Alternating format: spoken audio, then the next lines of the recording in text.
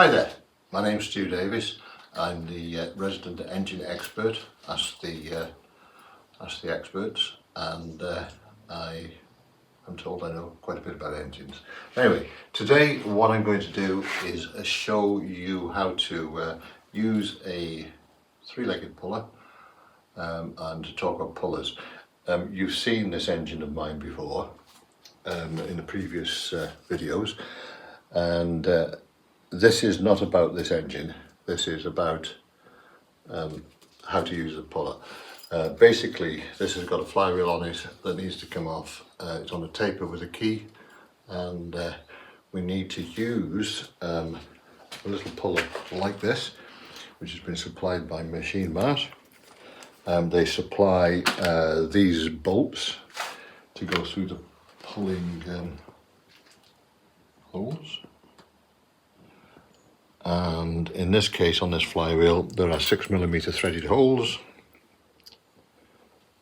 and what I will be using is these instead of these big bolts. Anyway, let me set up for now. Basically, this isn't about my engine per se. This is about using a puller, a three-legged puller in this case, to remove the flywheel. These flywheels are held on by a taper and a key and a big 17mm nut. We do have choices in our range of pullers. For example, here we have an enormous puller. That's the Sykes picker band, used for brutal work, pulling pulleys on big car engines and diesels and that. We won't be using that today, but we do have this nice little three-legged puller, or it can be used as a two-legged puller with various bolts. Today I'll be using 6mm bolts, and I'll show you how we get on with that. When we use a puller, of course, we have to get at the bits and pieces on this flywheel, which you can see there.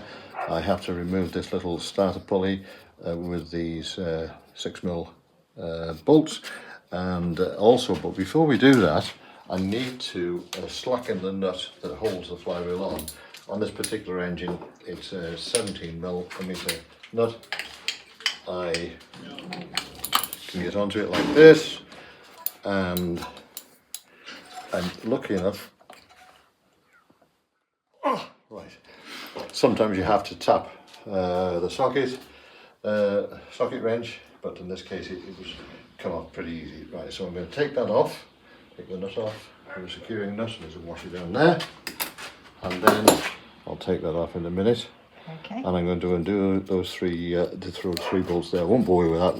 Laura will cut in a minute. Basically, this is a 2 or a 3-legged puller, all in one. It's a small hub puller actually, sold by Machine Mart for pulling small pulleys on engines, but it's just the job for this particular job. It has a nice little point. We're getting into the end of the shaft there. And then we can put that on top there, and we can start putting the bolts in the holes. A nice big flat washer, and hopefully these washers will be strong enough. I might have to reinforce them, but let's see if this will do it. Okay, basically there's the puller set up now. We supply, these are my screws, or machine screws that I've used.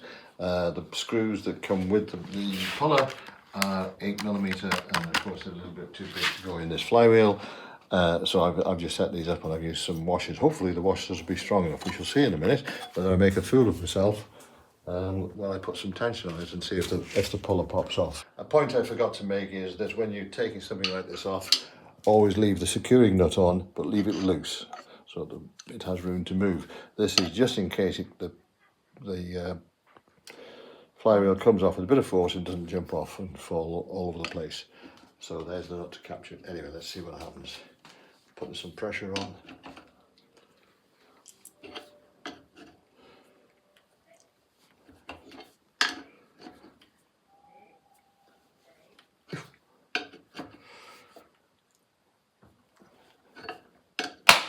And there we go.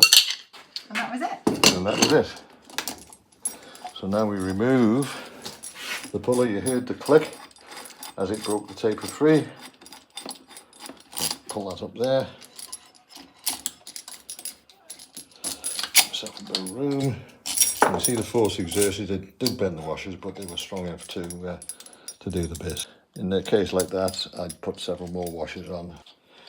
Now remove the loose nut and hopefully wriggle the flywheel off.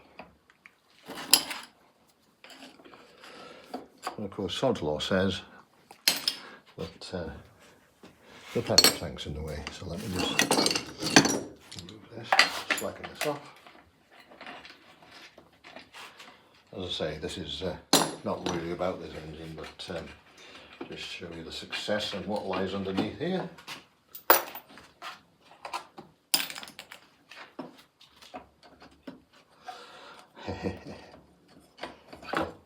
And there we go. There's the flywheel with the magnets inside, and then inside the flywheel there is the coil that generates the voltage stroke current. And that, as I say, this is a very old engine, and it actually has a set of points there, and that's the set of points there which you can clean and gap through the slot in that flywheel. And I'll just inspect it and put a bit of lubrication on the wiping pad there and make sure everything is good, and then I'll put it back together. As I say, this isn't really about this engine, but it is interesting to see what it looks like inside. This is, as I say, this is a very old engine with a set of points. Very interesting to see inside it. So we've come to the end. I won't bore you with putting it all back together. Basically, it's a reverse of what we've just done. Put the flywheel on, we put it back together and tighten the big nut down and tighten that in.